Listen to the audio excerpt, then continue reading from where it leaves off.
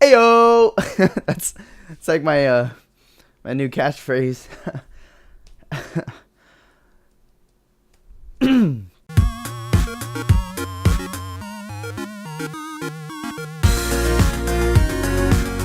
What's up guys, it's GamingJello and welcome to vlog number 12. So, of course, I'm going to start off with my shoutouts. My friend Raven is the owner of a lifestyle brand named Unparalleled Fortitude. He sells clothes and all that stuff, merchandise really. So check him out. He has an Instagram page, Facebook page. If you actually search him up on Google, Unparalleled Fortitude, he'll be there. Also, I'm part of this rap group called For The Free. What you're listening to right now is... Actually, I don't know what you're listening to right now because I don't know what songs I'm going to put down. So, whoever you're listening to, he must be awesome. It might be me. We'll see about that. Do you want your music to be featured on my vlogs? Just go ahead and ask me, and if I like your music, let's talk. Let's do something. Let's collaborate. Me and you, we're both in this together, right, fellow Jellos? Right? No. And also my friend AustinRageQuit. Again, he's been working on his short film. When I said last week that that his film was gonna come out, I was wrong. It was like a sneak peek. Yeah, just follow his page. Also his Mad Gravity Studios page. If you look him up on Facebook, they'll be there. So go ahead, check them out. And also I'm part of this group on Facebook called VGH, which is Video Gamers Hawaii. Thank you guys so much for supporting me and watching my videos. For the lot of you that do, I get an average of like 5 views on my videos, but that's okay. That's okay. I don't mind that. Sort of. Of course, I want more views. Come on, who doesn't? But thanks guys again. You guys are awesome. You guys are freaking amazing. Appreciate it. You're the best. So for these upcoming games, I just like to let you guys know that I did pre-order Pokken Tournament, which is a combination of Pokemon and Tekken. If you haven't seen gameplay footage, it looks really good, and I'm pretty excited to show gameplay for that when it comes out next week, Friday, March 18th. I think I should have probably done my research. I also pre-ordered Overwatch. I was at GameStop yesterday and I was like, well, I guess I'll order Overwatch. I mean, I don't know what it's about. I don't know what to do in that game, but I have seen gameplay footage and it looks really fun, so I'm pretty excited to play that for you guys. And since I pre-ordered it, I have access to the beta that will be available in May, I believe, so you'll probably see footage for that sooner than expected. As for the rest of the games that are coming out, on March 15th, UFC 2 is going to come out. My friend Arwin is a fantastic UFC player. He's too good at the game. Just challenge him and you'll see. You'll lose, I promise you. And yes, Arwin, I'm sorry, I am putting you up on a pedestal right now. That's because you deserve it, friend. You deserve it. Also, Need for Speed comes out that day. I used to play Need for Speed Underground. That was a fantastic game. My car was like green and black, like it had neon lights. It was just a fun game. I'm not really into racing games anymore, but if you're interested, Need for Speed comes out on the same day UFC 2 comes out, March 15th. Also, before moving on to what's trending, I would like to apologize for my sound last week. I didn't even sound check. I didn't check how loud I was, so everything was super distorted. There's nothing I could do about it. I tried to turn it down. It helped a little bit, but not as much as it would have helped if I paid attention to the sound in the first place. So if I'm correct right now, the sound should be okay. I didn't touch any settings from the last time I recorded a video, which was yesterday, so hopefully it's all good. Anyways, I'd like to do this segment of my vlogs called What's Trending, where I talk about what's trending. I'm gonna do The Walking Dead right after this one because I'm only doing 2 topics today, which includes The Walking Dead, and I'm sorry. I promise we'll be back to 2 topics in The Walking Dead next week, so stay tuned, okay?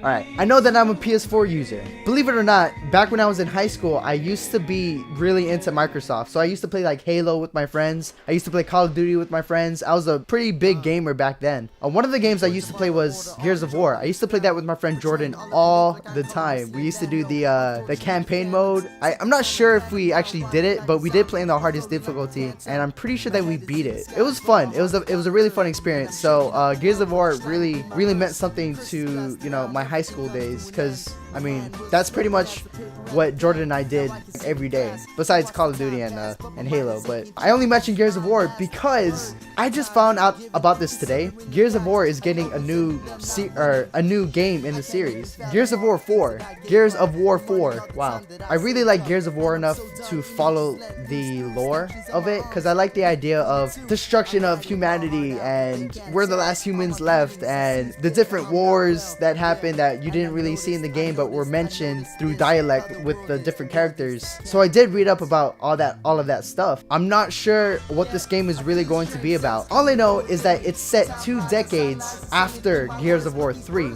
and we are not following Marcus Phoenix, who was the previous protagonist. Now we're going to follow his son. As you can see from the picture, there's 3 characters that we're going to follow. JD Phoenix, which is in the middle, that's Marcus's son. There's Kate Diaz, who is on the right, and Delmont Del Walker. I don't have an Xbox anymore because of, you know, like red rings, and I wasn't sure if I wanted to buy an Xbox One. I was kind of talked out of it through VGH, and that's okay. That's okay. So I'll most likely be watching videos online, but nonetheless, I'm super excited to see what this Gears of War game has to offer and how it's going to progress the story. I really hope that it stays true to its nature, as in, you know, how Gears of War 1, 2, and 3 were. But yeah, I'm super excited. Alright, so let's move on to The Walking Dead. If you have not seen this past week's episode, Not Tomorrow Yet, I believe it's called. Yeah, Not Tomorrow Yet. Spoiler alert, just so you know. So I like to mention how many relationships there are in The Walking Dead. It's honestly gotten to the point where it's just a little bit annoying. In the beginning of this week's episode, we follow Carol. You know, she's like baking some cookies. She gets to Tobin's house. Come to find out later on that they kiss, and there's just big romance with it. I like to also note that whoever Carol gets close to dies. Just saying. So I'm pretty sure that that Tobin is gonna die.